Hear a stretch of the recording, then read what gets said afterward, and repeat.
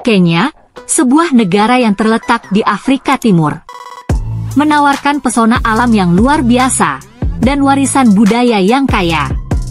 Dikenal dengan lanskapnya yang beragam, Kenya memiliki savana luas yang menjadi rumah bagi binatang liar ikonik seperti singa, gajah, jerapah, dan banyak lagi. Selain keindahan alamnya, Kenya juga kaya akan budaya yang beragam, dengan lebih dari 40 kelompok etnis yang berbeda.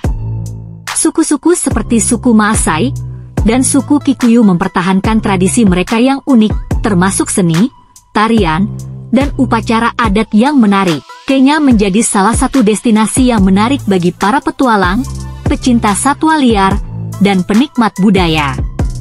Umumnya, sebuah desa dihuni oleh kaum pria dan wanita. Namun, tidak demikian dengan desa yang dikenal dengan nama Umoja ini.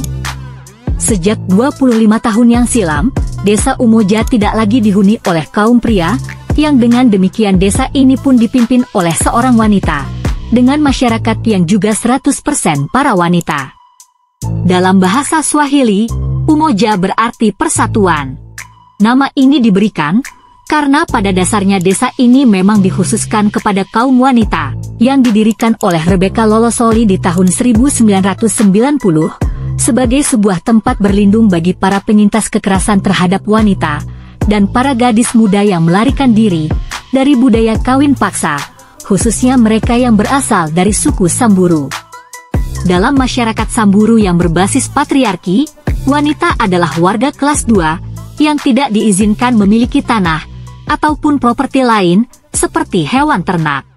Mereka pun kerap dihadapkan dengan budaya sunat perempuan, kawin paksa dengan pria yang jauh lebih tua, kekerasan seksual, dan kekerasan domestik. Banyak wanita Samburu yang mengalami kasus pemerkosaan, justru mengalami kekerasan oleh suami mereka, karena dianggap membawa aib dan penyakit, serta diusir dari rumah, ataupun kabur karena merasa terancam.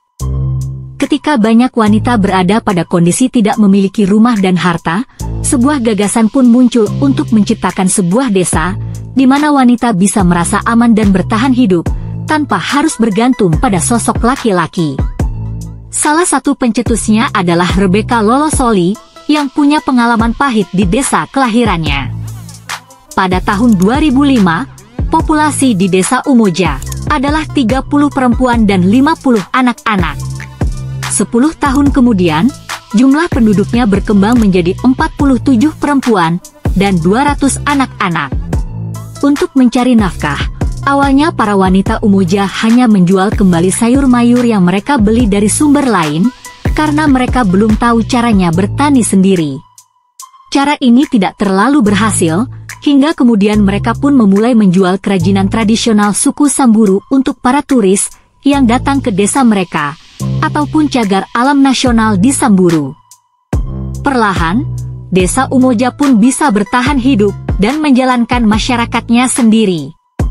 Hal ini menimbulkan kemarahan dan iri dari sebagian pria yang kemudian mendirikan desa di sekitar Umoja untuk memblokade turis mengunjungi Umoja dan menjual barang kerajinan buatan mereka sendiri. Namun untungnya, hal itu tidak menyurutkan semangat dan dukungan untuk wanita Umoja.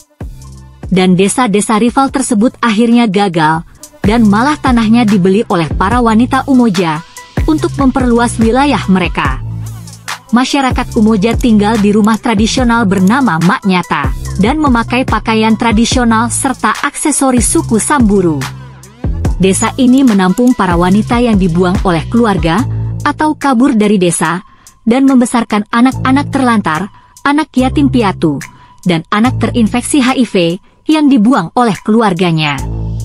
Mata pencaharian utama wanita Umoja adalah menjual barang-barang kerajinan tradisional Samburu, yang dijual di Umoja Women Cultural Center, dan juga dijual secara online di situs mereka. Setiap wanita mendonasikan 10% pendapatan mereka ke desa, sebagai pajak untuk membiayai sekolah dan kebutuhan bersama.